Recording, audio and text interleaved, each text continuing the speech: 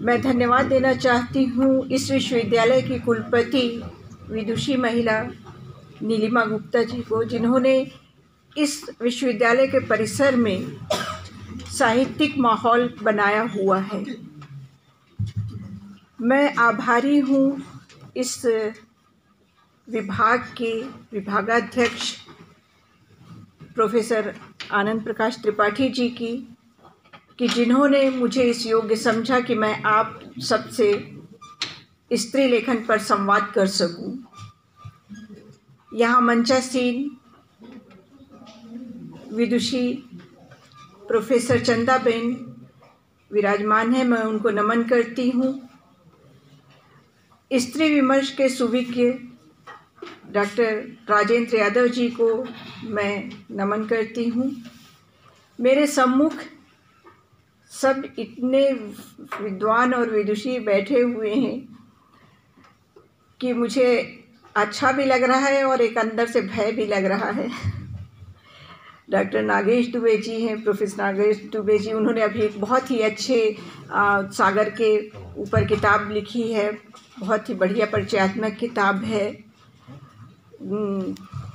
Doctor Sirothia जी, doctor Tikaram Tripathi ji, Gajadhar सागर जी, संजय वायनाड जी और शशि कुमार सिंह जी तो संस्कृत के इतने विद्वान व्यक्ति हैं ही कि जब भी मुझे कोई ज़रूरत पड़ती है तो मैं तुरंत फ़ोन खटखटाती हूँ, उनको परेशान करती हूँ कि संस्कृत का ये शब्द मुझे समझ में नहीं आ रहा है, कृपया समझाइए।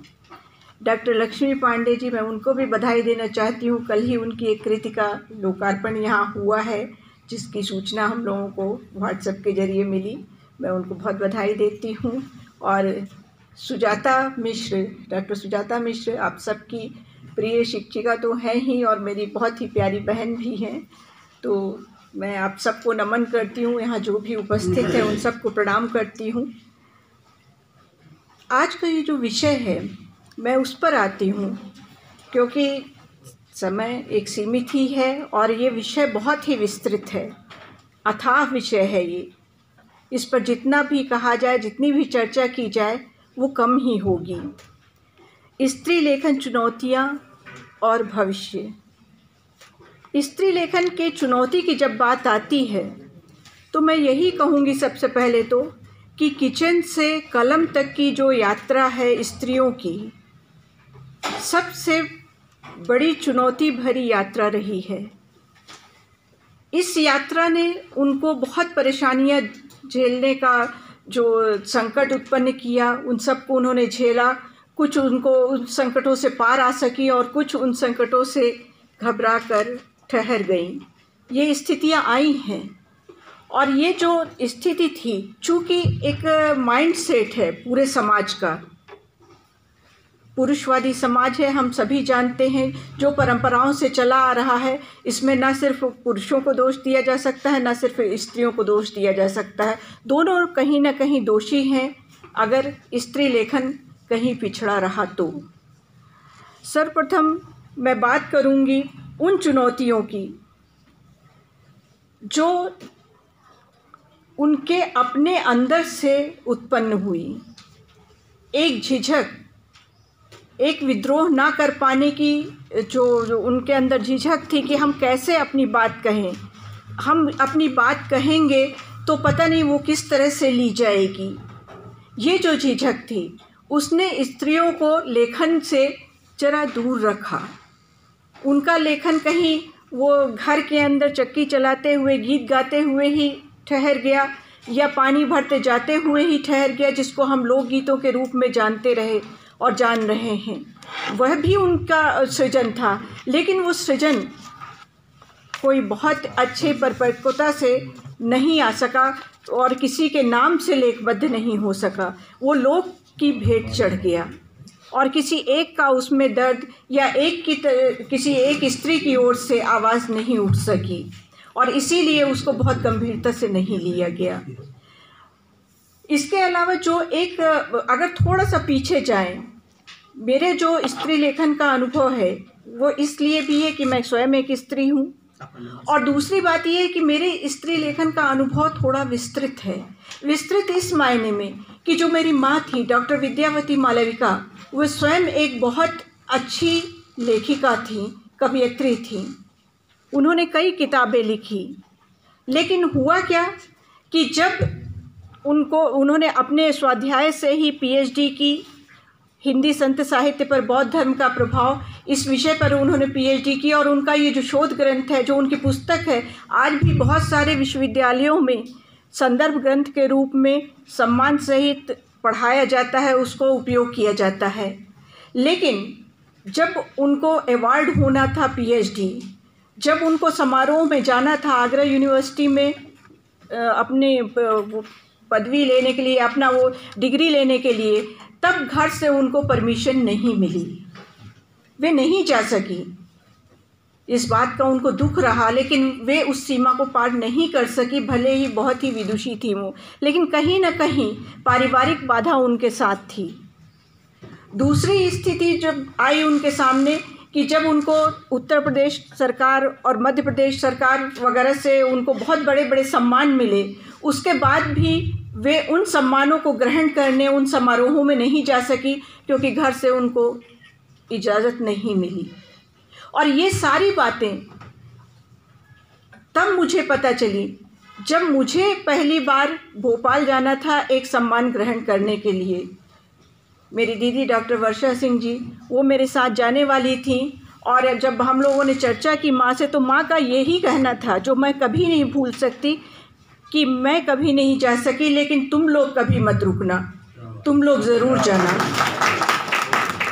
तो तब एहसास हुआ इस बात का हम लोगों को कि उनके अंदर कितनी पीड़ा छुपी हुई है, वो ना जा पाने की पीड़ा, क्योंकि वो उनका एक अचीवमेंट था, वो उनके लेखन का एक समर्थन था जो खुलकर वो नहीं ले सकी। जीवन पर्यंत लिखती रही, लेखन से जुड़ी रही, लेकिन उस पीढ़ी के, सिर्फ मेरी माँ नहीं, उस पीढ़ी के अनेक लेखिकाओं के साथ ये हुआ है। जब मैं उनकी पुरानी किताबें देखती हूँ, ऐसे संग्रह देखती हूँ जिनमें उनकी रचना संकलित है, तो कम से कम 150-200 लेखिकाएँ, कवयित्रियाँ उसमें दिखाई देती हैं मुझे, लेकिन उनमें से कुछ नाम ही ऐसे हैं जो आगे बढ़े, जो थोड़ा सा पारिवारिक रूप से समर्थ थे, आर्थिक रूप से समर्थ थे, ऐसे घरों से जहाँ ज़्यादा परिपक्वता थी मानसिक रूप से, सिर्फ वही आगे बढ़ सकी, बाकी को आगे बढ़ने के लिए नहीं मिला। तो ये जो विडंबना रही, ये स्त्री लेखन के साथ रही है। बहुत अच्छी स्थिति आज भी नहीं है। अब मैं अपने अनुभव आपको साझा करती हूँ। मैं सैद्धांतिक बात नहीं करूँगी स्त्री लेखन की, आप सब विद्वान हैं यहाँ पर, और जो आपके विद्वान प्रोफेसर्स हैं वो आपको सैद्धांतिकी इसकी बताएंगे कक्षाओं में, लेकिन मैं ज़मीनी बात करूँगी, मैं अनुभव की बात करूँगी, जिससे आपको ज़्यादा आसानी से समझ में आ सके कि स्त्री लेखन का जो जो उसकी अंतर कथा, जो उसकी सच्चाई है, वो क्या है। क्या होता है जब कोई स्त्री लिखती है, उसमें भी दो पक्ष हैं, एक गद्य का, एक पद्य का। मैं पद्य की भी बात करूँगी थोड़ा सा यहाँ पे। पद्य में मैं ये कहना चाहूँगी कि जब कोई स्त्री कविता लिखती है तो उससे अपेक्षा की जाती है कि वो गा के पढ़े। ये मेरा खुद का अनुभव है। मैंने भी कविताएं लिखी और बड़े उत्साह से मैं कवि गोष्ठियों में गई, वहाँ मैंने कविता पढ़ी, तहत में पढ़ी। तो कुछ मेरे वरिष्ठ कवि थे, उन्होंने कहा कि नहीं, तहत में नहीं पढ़ना चाहिए, आप तो कवयित्री हो, गा के पढ़ो, थोड़े हाव भाव से पढ़ो। मुझे लगा ये कविता महत्वपूर्ण है या मेरा हाव भाव महत्वपूर्ण है या मेरा सुर ताल से पढ़ना महत्वपूर्ण है, इसमें चीज़ क्या महत्वपूर्ण है, इसमें साहित्य कहाँ है। और होता है यही, मंचों पर आप देख लीजिए, सारे लटके झटके और सब कुछ, यही अपेक्षा की जाती है एक कवयित्री से।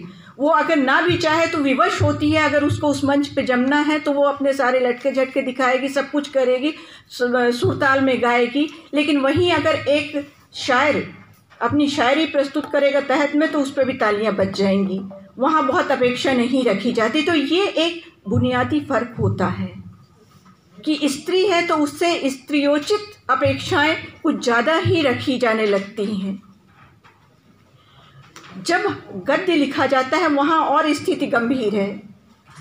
जब उपन्यास या कहानियाँ लिखी जाती हैं तो वहाँ स्थिति और गंभीर हो जाती है, क्योंकि वहाँ सबसे बड़ी बात होती है कि उन उपन्यास या कहानियों में, उनके पात्रों में लेखिका को ढूंढा जाने लगता है, लेखिका को तलाशा जाने लगता है, उसकी छाप ढूंढते हैं, ये महसूस करने की कोशिश करते हैं कि ये उसकी आत्मकथा तो नहीं है, ये कहीं उसमें मौजूद तो नहीं है।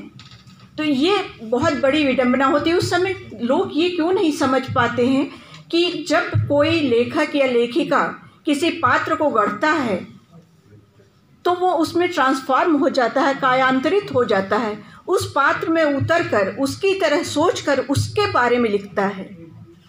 जब मैं अपने किसी पात्र के बारे में लिखती हूँ तो मैं वहाँ अनुपस्थित होती हूँ, वहाँ शरद सिंह होती ही नहीं है, वहाँ वो पात्र होती है।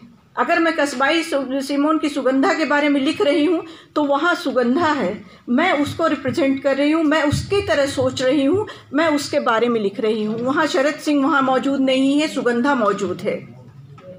लेकिन होता क्या है कि मेरा जो अपना अनुभव है कि जब मैं पहला उपन्यास लिख रही थी बेड़नियों पर, पिछले पन्ने की औरतें, और मैंने एक अपने परिचित से बताया कि मैं वहाँ जाना चाहती हूँ, पथरिया, उन लोगों से मिलना चाहती हूँ क्योंकि मैं शोधात्मक कार्य करना चाहती हूँ, सिर्फ हवा हवाई नहीं लिखना है, मुझे सच्चाई की तह तक उतरना है और तब लिखना है। मैंने उनसे ये निवेदन किया कि मुझे वहाँ तक पहुँचने का आप कोई अगर सुविधा मुझे उपलब्ध करा दें तो अच्छा रहेगा। उन्होंने खुशी खुशी अपनी गाड़ी भी दे दी, ड्राइवर भी दे दिया, और जब उनका चलने का समय आया मैंने कहा आप भी चलिए साथ में। नहीं, मैं वहाँ नहीं जा सकता, वो बेड़नियों के बीच में नहीं जा सकता।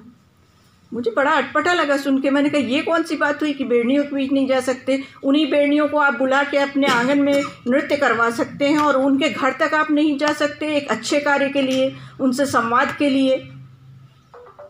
खैर, उसके बाद उन्होंने मुझे भी सलाह दे दी आप भी वहाँ मत जाइए।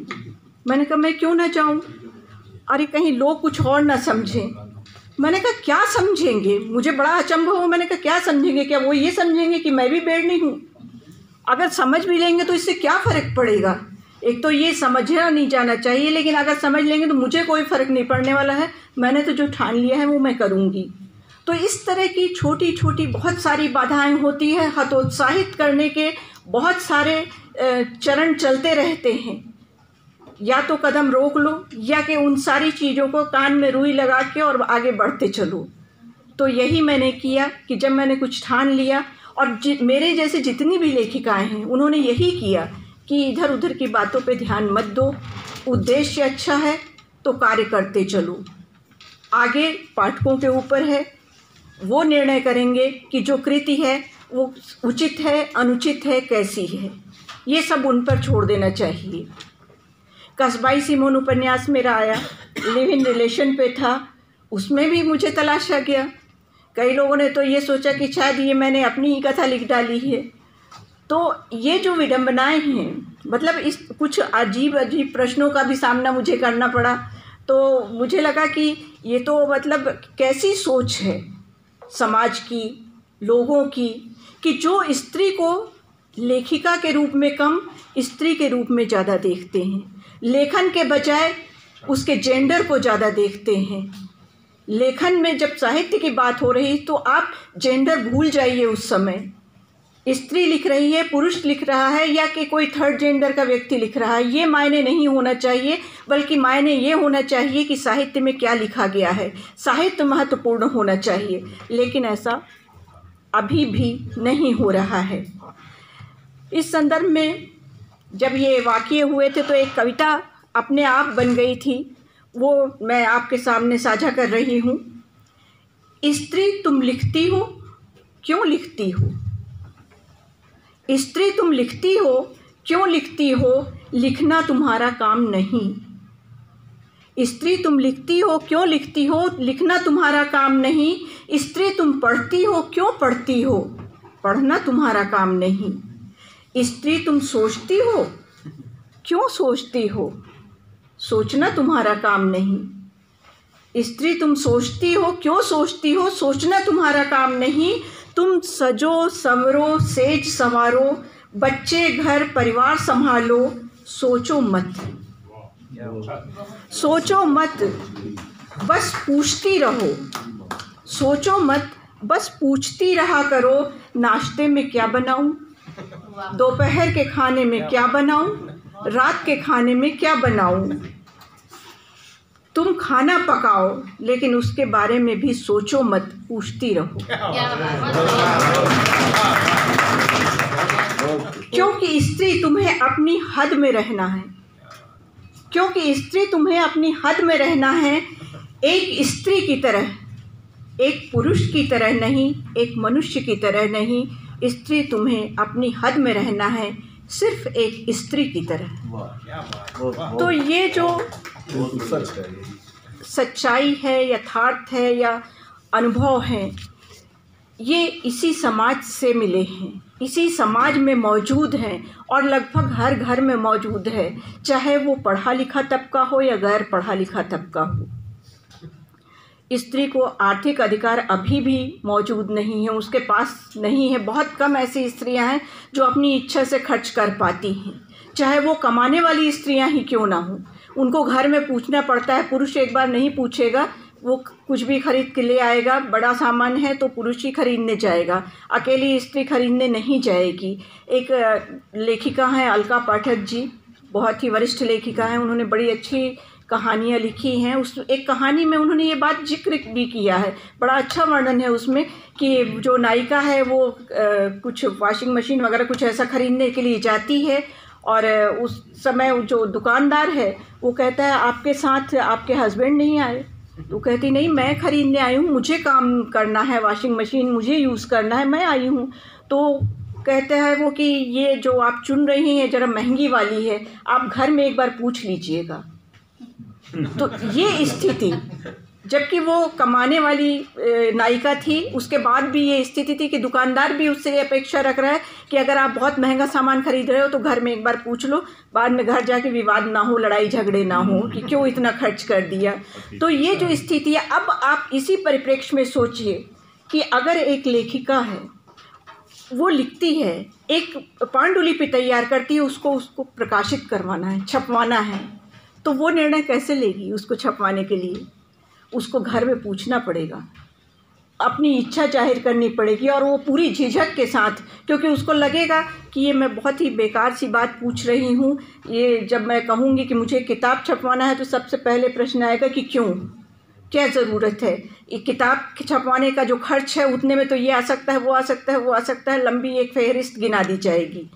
तो ये जो स्थिति, जबकि एक पुरुष नहीं पूछेगा, एक जो लेखक है, कवि है, वो नहीं पूछेगा, उसकी इच्छा हुई कि पुस्तक छपवाना है, वो अपना खुद गुणा भाग कर लेगा, छपवा लेगा, अधिक से अधिक होगा अपनी पत्नी को समर्पित कर देगा वो किताब ताकि वो खुश हो जाए। यहाँ ऐसे लेखक है। अधिकांश यही होता है, मैं किसी पे आक्षेप नहीं लगा रही हूँ, लेकिन अधिकांश यही होता है।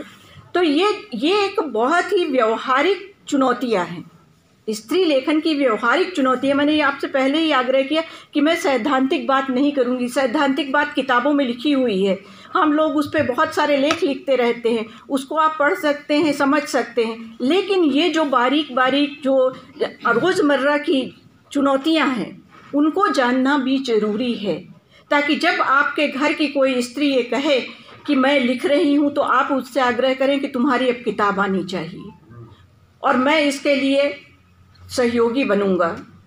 अगर खर्च कर सकता होगा तो खर्च करने में सहयोगी बने, और अगर खर्च करने की क्षमता नहीं रखता है तो कम से कम उसको ना रोके, उसको खर्च करने दे, अपनी इच्छानुसार जीने दे।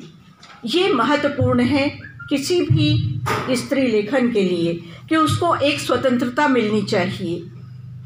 फिर एक बात और आती है विषय की, कौन सा विषय स्त्री को लिखना चाहिए।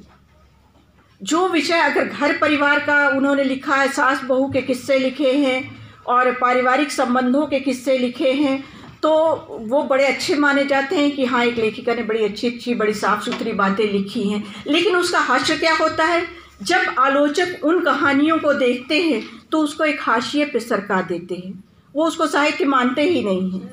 ये तो सास बहू के किस्से हैं, ये तो घर परिवार के किस्से हैं, इनमें क्या रखा है। और जो सो कॉल्ड साहित्यिक रचनाएं होती हैं, यहाँ सो कॉल्ड का मैं प्रयोग जानबूझ के कर रही हूँ, कि जो साहित्यिक रचनाएं ऐसी होती हैं उनको साहित्य मानते हैं, लेकिन फिर भी अगर वो स्त्री के द्वारा लिखा गया है तो उस नज़रिया कुछ और ही होता है।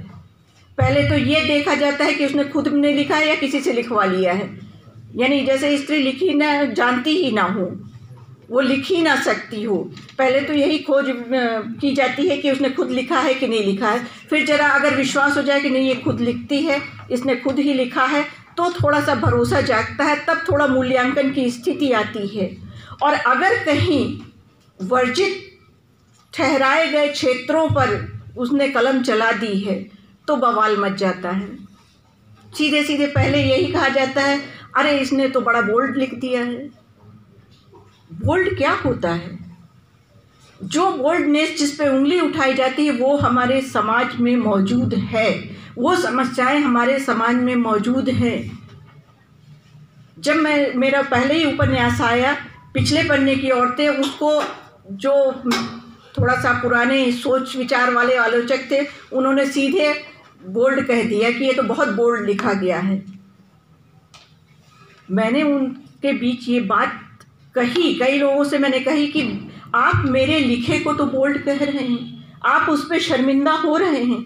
उस समाज पर, उन स्थितियों पर शर्मिंदा क्यों नहीं हो रहे जिसमें एक पूरा तबका जी रहा है, इतनी सारी स्त्रियां जी रही हैं। शर्मिंदा तो उस पे होना चाहिए। आप वो स्थितियां हटवा दीजिए। कोई भी स्त्री ऐसे विषयों पे क्यों लिखेगी जब वो विषय ही नहीं होंगे। लेकिन अंतर यहाँ यही होता है, अगर कोई कोलकाता के सोनागाछी के रेड लाइट एरिया के ऊपर एक लेखक उपन्यास लिखता है, वहाँ जाके विजिट करता है, उनकी बारीकियाँ देखता है, उनसे मिलता है, कोई उंगली नहीं उठती है, बल्कि उसके साहस के वाहवाही होती है।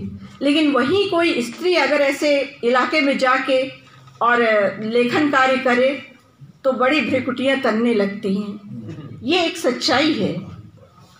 तो वो रेड लाइट एरिया क्यों है समाज में? अगर वो रेड लाइट एरिया समाज में है तो पहले तो उसको हटना चाहिए, फिर भी अगर कोई लिखे तब आप उसकी क्लास लीजिए। तो ये जो चुनौती है कि स्त्री के लिए एक विषय तय किए जाने की सोच ये नहीं होनी चाहिए। अगर वो चाहती है कि हमारे साथ की जो बहनें हैं, हमारे साथ की जो स्त्रियां हैं, उनकी सच्चाई सामने रखी जाए तो उसे ये छूट मिलनी चाहिए उसमें। और दूसरी ओर खुद जो लेखिका है उसमें भी ये साहस होना चाहिए, उस विद्रोह का, उस टकराव का, उस सच्चाई के साथ डटे रहने का साहस होना चाहिए। घबराने की कोई स्थिति नहीं, क्योंकि देर सवेर स्वीकार्य मिलता है, लोग उसको स्वीकार करते हैं। ये मेरा खुद का अनुभव है कि लोग स्वीकार करते हैं। आज भी मेरे उपन्यास पढ़े जा रहे हैं, पिछले पन्ने की औरतें भी बड़े रुचि से लोग पढ़ते हैं, शोध कार्य उस पर हो रहे हैं निरंतर। और कस्बाई सिमोन लिव इन रिलेशन पे है, लेकिन लोग बाग उसको तो यहाँ तक कि हिंदुस्तान टाइम्स ने जो उसका हिंदी एडिशन था उसमें ये लिखा गया कि ये लिव इन रिलेशन पर हैंडबुक है। लोगों ने उसमें क्या समझा कि शुरू में सिर्फ उसमें कस्बाई सिमोन शब्द पढ़ा, सिमोन द बुआ से जोड़ा और ये सोच लिया, एक धारणा बना ली बिना पढ़े ही कि ये तो लिव इन रिलेशन के समर्थन में होगा। उसको पूरा पढ़ा ही नहीं कि वो समर्थन में है या उसकी सच्चाइयाँ बयान कर रहा है। मैंने तो शुरू के पृष्ठों में अपनी भूमिका में ही ये लिखा कि मैं कोई ऐसी व्यक्ति नहीं हूँ जो किसी के जीवन का निर्धारण करूँ कि उसको लिव इन में जीना चाहिए या नहीं जीना चाहिए। ये हर व्यक्ति का अपना निर्णय होता है कि वो किस तरह का जीवन चाहता है, वो किस तरह से रहना चाहता है। मैं सिर्फ उस बारीकियों को उसमें बताना चाहती हूँ कि कितनी कठिनाइयाँ हैं अब हमारे समाज में, इस भारतीय समाज में अगर उस पाश्चात्य विचारधारा को ग्रहण किया जाए तो क्या क्या दिक्कतें आएंगी। वो एक आग के दरिया के समान है एक स्त्री के लिए। अगर उस आग के दरिया को पार कर सकते हैं तो लिव इन में प्रवृत्त होने में कोई दिक्कत नहीं, जिसको हो चाहे वो हो सकता है, कोई कठिनाई नहीं है। लेकिन जिसमें वो साहस नहीं है जूझने का, वो उसमें कदापि ना पड़े। तो ये मैंने सिर्फ तथ्यात्मक चीज़ें उसमें रखी और बाकी पाठकों पर छोड़ा कि आप निर्णय कीजिए क्या आपको उचित लग रहा है और क्या अनुचित लग रहा है। लेकिन हुआ ये कि चूँकि मैं एक स्त्री हूँ, लेखिका हूँ, मैंने लिखा तो लोगों ने सीधे यही सोचा कि शायद मैं उसकी पैरवी कर रही हूँ। तो ये जो स्थिति है कि लेखिका से विषय का आग्रह रखा जाता है, ये एक चुनौती है और गलत बात है। आप एक तरफ तो जितनी भी देखिए महिला पत्रिका है, महिला पत्रिकाओं में कहानियाँ छपती हैं, कहानियाँ होती हैं, वो भी तो कहानियाँ होती हैं, और साहित्यिक पत्रिका में छपने वाली कहानियाँ भी कहानियाँ होती हैं। फिर उन दोनों में भेदभाव क्यों किया जाता है? जब साहित्य की बात होती है, उस साहित्य के मूल्यांकन की बात होती है, तो वो महिला पत्रिका की कहानियों की तो कोई चर्चा ही नहीं करता, उनकी लेखिकाओं की कोई चर्चा ही नहीं करता है। कई ऐसी लेखिकाएं हैं जो महिला पत्रिकाओं को छोड़कर साहित्यिक पत्रिका की ओर आई। उन्होंने थोड़े से दूसरे विषय जब चुनना शुरू किया, तब उनकी पूछ परख हुई।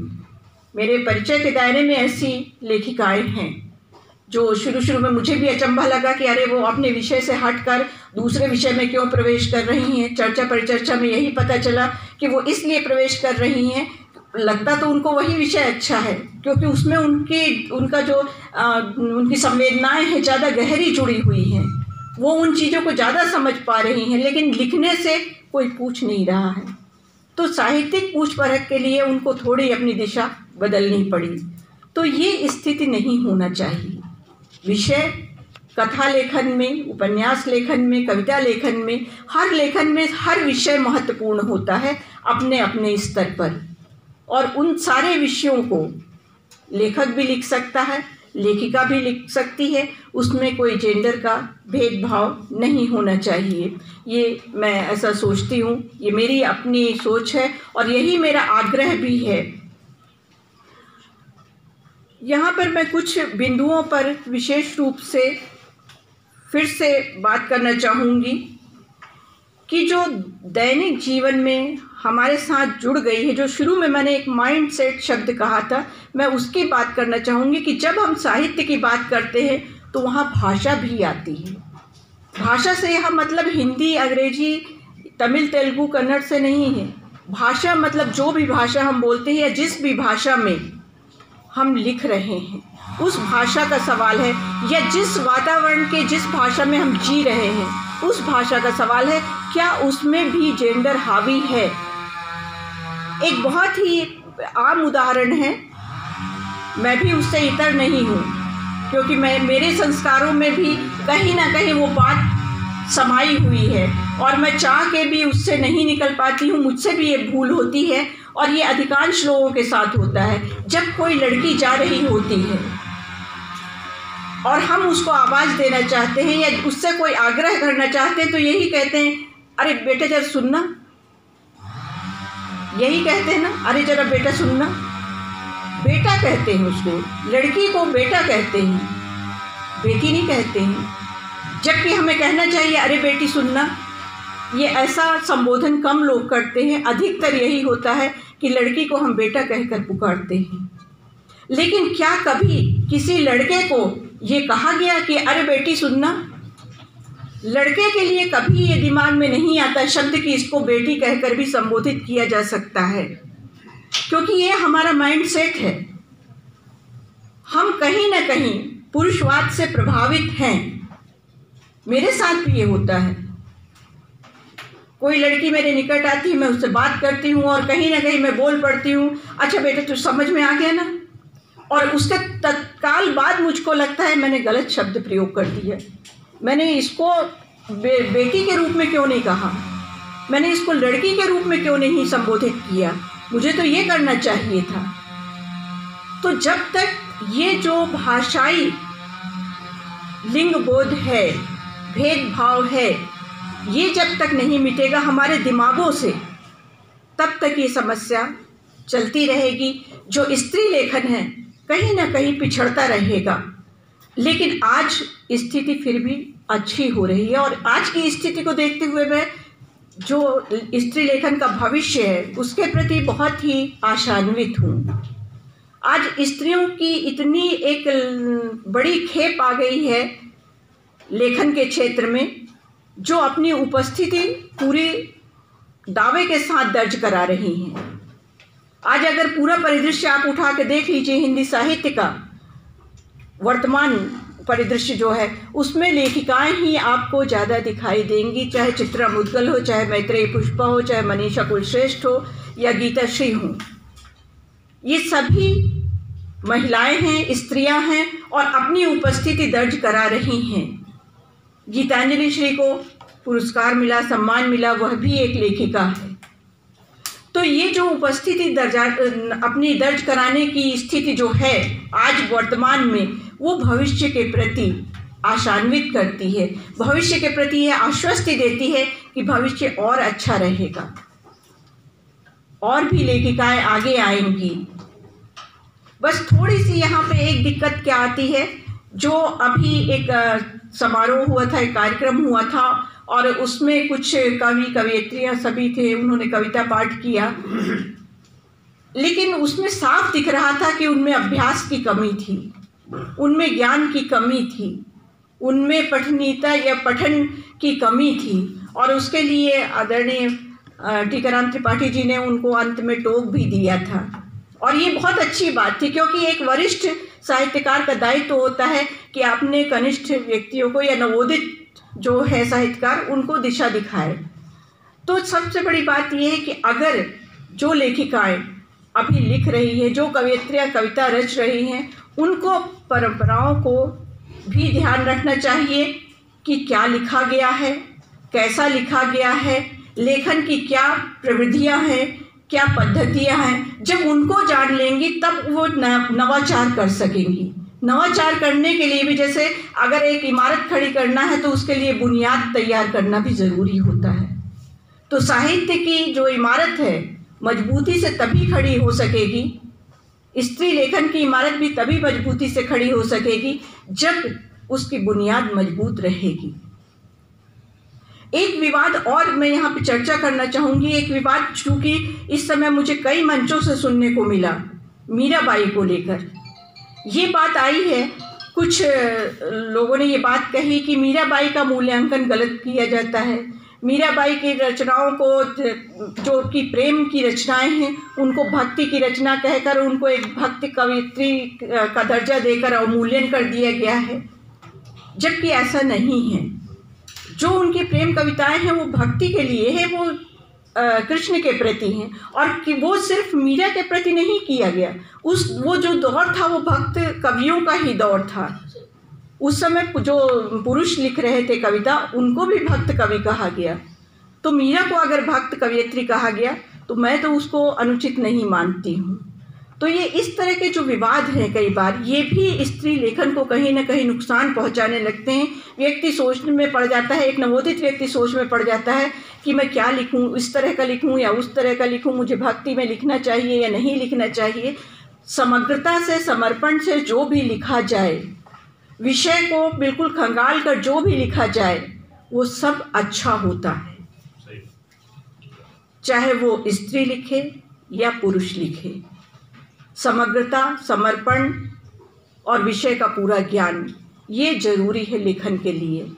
तो मैं तो यही उम्मीद करती हूँ कि जो स्त्री लेखन का भविष्य है वो अच्छा ही रहेगा और बहुत अच्छा रहेगा। और कम से कम अगर नवाचार होता रहा, नए नए विषय आते रहे, तो पठनीयता भी बढ़ेगी, पाठक जुड़े रहेंगे साहित्य से, क्योंकि नहीं तो साहित्य को पढ़ा जाने का संकट तो सबसे पहले खड़ा हो गया है। तो वो संकट भी अगर कोई दूर कर सकता है तो मैं समझती हूँ कि वो लेखिकाएं ही दूर कर सकती हैं, क्योंकि इस समय जितना भी ज़्यादा पढ़ा जा रहा है वो लेखिकाओं की कृतियों को ही पढ़ा जा रहा है, भले ही चाहे उसको स्त्री के नज़रिए से देख के पढ़ा जाए या किसी अन्य नज़रिए से, लेकिन पढ़ा जा रहा है। तो पठनीयता भी स्त्री लेखन का भविष्य है। मैं अपनी बात यहीं समाप्त करती हूँ।